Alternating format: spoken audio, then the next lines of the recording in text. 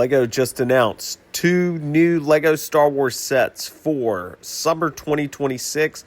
The first set that I'm going to talk about in today's video is the off-world Sandcrawler with Mudhorn, and I'm super excited about this build. So this one releases on August 1st, 2026, and includes Din Djarin, the Mudhorn, one of the best creatures in Star Wars from the Mandalorian TV series, Grogu.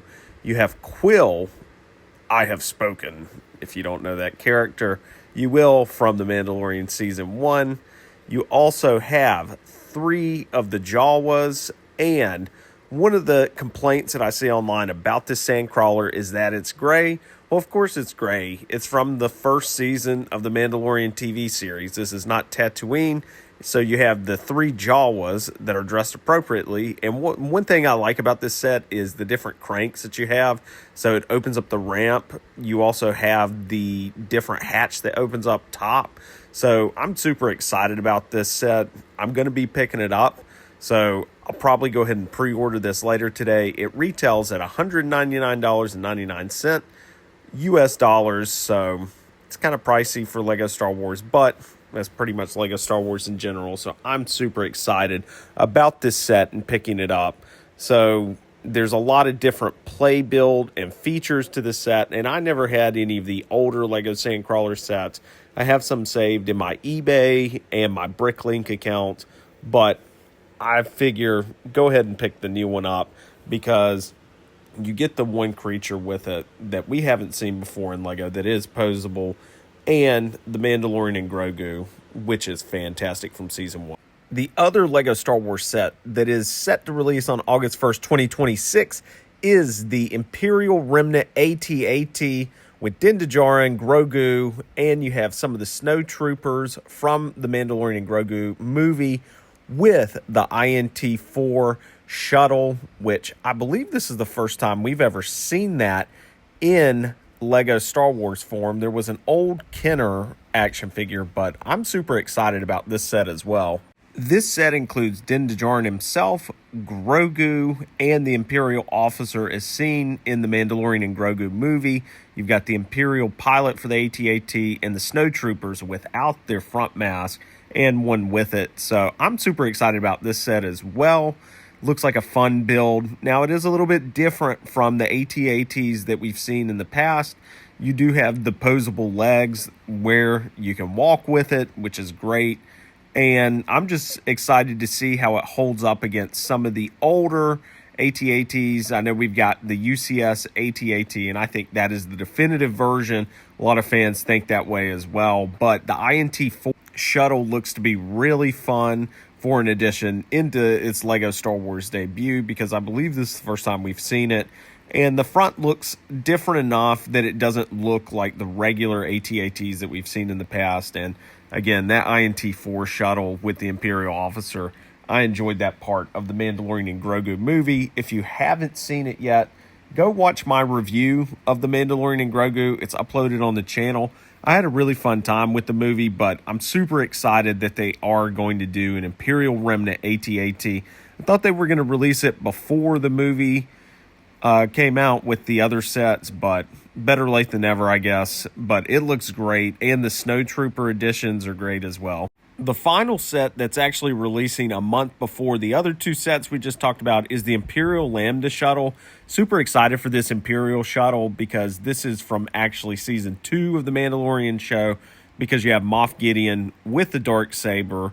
You've got Dr. Pershing, the Imperial pilot, and a Stormtrooper. And this just looks like a really great build and addition into the LEGO Star Wars set. So I actually don't have an Imperial Shuttle in LEGO form, so I'm thinking about picking this one up on July 1st just because I think it'd be a really great addition into the collection here on the channel for DizWiz Collects. And I just really love the Imperial Shuttle. I loved it ever since I first saw it in Return of the Jedi, and it just looks like a really fun build. And some of the older Imperial shuttles that we've gotten in LEGO form are a bit pricey on eBay or Bricklink, so definitely think about picking this one up as well.